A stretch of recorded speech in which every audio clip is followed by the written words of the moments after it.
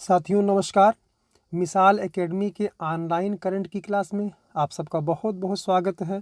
आज है 6 जून और 6 जून को जो भी करंट अफेयर्स होंगे हम लोग उनको देखते हैं। आज इनकी संख्या 5 है और अंत में एक हम आपसे प्रश्न पूछते हैं। वो प्रश्न आपको बताना होता है कमेंट बॉक्स में। तो साथियों इसके साथ हम ये भी बता दे रहे हैं आपको कि आयोग, चाहे संघ लोक सेवा आयोग हो, चाहे लोक सेवा आयोग हो, चाहे कोई SSSC, मतलब जितने आयोग हैं उन सब ने परीक्षा की तरफ कदम बढ़ा दिया है और परीक्षा की पूरी तैयारी होना शुरू हो गई है।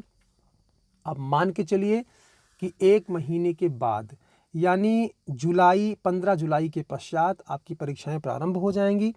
तो अब लापरवाही नहीं करना है, आप लोग लगे रहिए, अच्छे से लगे रहिए, ठीक है। जितना लॉकडाउन में नुकसान हुआ या फ़ायदा हुआ, किसी का नुकसान हुआ किसी का फ़ायदा हुआ होगा, बात उसकी नहीं है। अब हम लोग छात्र हैं तो छात्रों की तरह व्यवहार करें, अब अपने उद्देश्य की तरफ लग जाएं। तो आज का पहला प्रश्न हम लोग देखते हैं। मध्य अमेरिका में आए चक्रवाती तूफान का नाम क्या है? मध्य अमेरिका यानी मैक्सिको वाला क्षेत्र, उधर 4-6 देश हैं, वो सब मध्य अमेरिका में आते हैं। तो ये तूफान है ऑप्शन बी, अमांडा नामक चक्रवाती तूफान मध्य अमेरिका में आया है। इसके पहले आपसे हम पूछें 2 प्रश्न, तो आप बताइए कि अभी हाल ही में बंगाल की खाड़ी में कौन सा चक्रवाती तूफान आया था? तो इसका नाम है अम्फान। अम्फान नामक चक्रवाती तूफान बंगाल की खाड़ी में आया था, जिसने उड़ीसा और पश्चिम बंगाल में भारी तबाही मचाई। फिर उसके बाद आया अरब सागर में आया निसर्गा नामक तूफान, निसर्गा नामक चक्रवाती तूफान आया। इसने भी मुंबई में और थोड़ा सा गुजरात के क्षेत्र में थोड़ा सा नुकसान पहुंचाया, हालांकि उतना खतरनाक नहीं था। तो ये अगला तूफान आ चुका है चक्रवाती तूफान। अब ये आता रहेगा साथियों, क्योंकि मौसम बदल रहा है और ऐसे मौसम में चक्रवाती तूफान आते रहते हैं। अपने यहाँ देखिए भारत में नॉर्मली तूफान आ रहे हैं। तो चलिए हम लोग देखते हैं। चीन द्वारा, दूसरा प्रश्न, चीन द्वारा POK अर्थात पाकिस्तान ऑक्युपाइड कश्मीर में बनाई जा रही पनबिजली परियोजना चर्चा में है। साथियों ये चर्चा में इसलिए है क्योंकि आपको पता है कि जो जम्मू और कश्मीर है वो भारत का अभिन्न अंग है।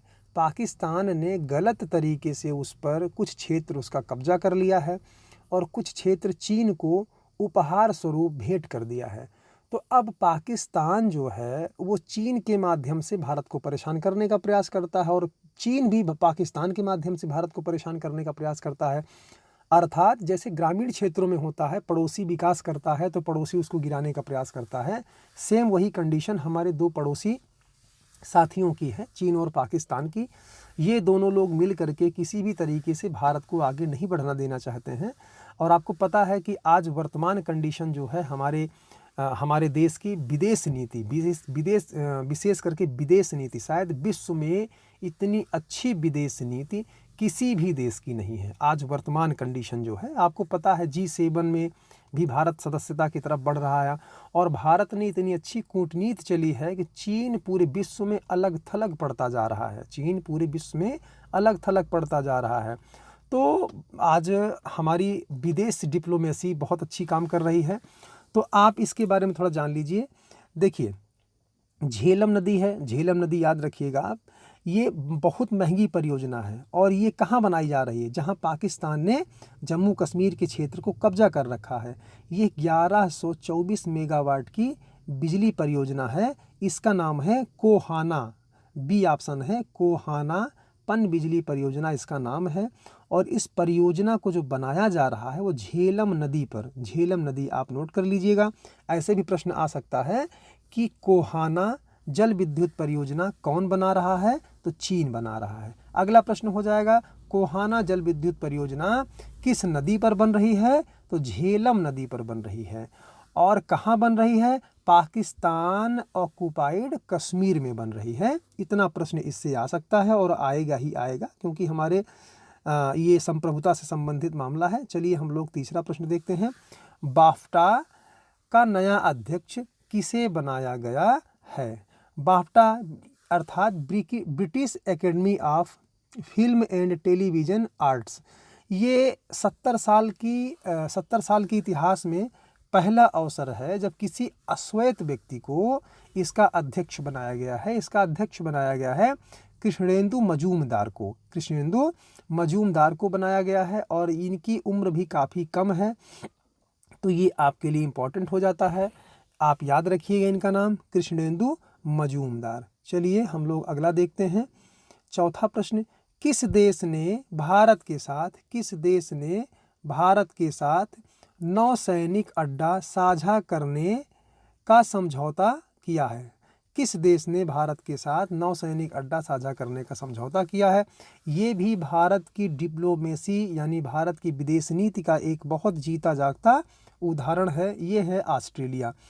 चीन के बढ़ते प्रभाव को रोकने के लिए भारत भी अब कूटनीतिक चालें चलने लगा है और चीन भी इसमें फंसने लगा है। अब आपको पता है लद्दाख वाले क्षेत्र से 2 किलोमीटर पीछे चीनी सेना जा चुकी है। तो किस देश ने? तो ये है ऑस्ट्रेलिया और भारत ने एक समझौता किया और ये आपके लिए इसलिए इम्पोर्टेंट हो जाता है कि भारत और ऑस्ट्रेलिया के बीच पहली वर्चुअल मीटिंग का आयोजन हुआ। पहली वर्चुअल मीटिंग का आयोजन हुआ जिसमें एक दूसरे के नौसैनिक अड्डे इस्तेमाल करने का समझौता कर लिया गया। तो ये इसलिए इम्पोर्टेंट हो जाता है, पहली वर्चुअल मीटिंग थी और उसमें यही समझौता किया गया है। तो चलिए हम लोग आगे देखते हैं। अगला प्रश्न देख लें, किस भारतीय को विश्व बैंक का वरिष्ठ सलाहकार नियुक्त किया गया है? तो ये भी हम लोगों के लिए एक गर्व की बात है और ये महोदय आप समझिए कि राजीव टोपने हैं। ये प्रधानमंत्री के निजी सचिव रहे हैं, प्रधानमंत्री जी के निजी सचिव रहे हैं और इनको वरिष्ठ सलाहकार नियुक्त कर दिया गया है। तो इसलिए इम्पोर्टेंट हो जाता है, किसी भारतीय को यदि किसी विदेशी संस्था में स्थान दिया जाता है तो वह थोड़ा हमारे लिए इम्पोर्टेंट हो जाता है, क्योंकि यह बड़ी खबरों के अंतर्गत आता है, छोटी मोटी खबर ये नहीं होती है। तो चलिए हम लोग अगला आज का प्रश्न देख लेते हैं। आज का प्रश्न है, स्थानीय स्वशासन का शिल्पी अर्थात जन्मदाता किसे कहा जाता है? स्थानीय स्वशासन का शिल्पकार यानी किसके द्वारा स्थानीय स्वशासन भारत में सुचारू रूप से संचालित हुआ? तो ये प्रश्न पीसीएस में भी कई बार आ चुका है, अन्य परीक्षाओं में भी कई बार आ चुका है।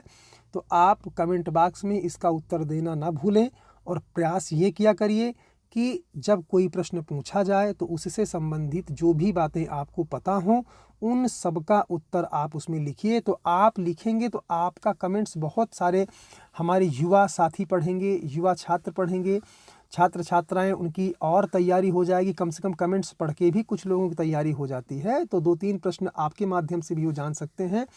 तो प्रिय छात्रों, उत्साही छात्रों, ये आप याद रखिए, कोई भी प्रश्न आपसे पूछा जाता है तो उसका थोड़ा सा डिटेल में उत्तर देने का प्रयास किया करिए। यदि आप डिटेल में उत्तर देंगे तो आपकी भी तैयारी होगी और आपके साथ साथ आपके साथियों की भी तैयारी होगी। तो आज के लिए साथियों इतना ही। धन्यवाद, नमस्कार, पढ़ते रहिए, लिखते रहिए। ओके।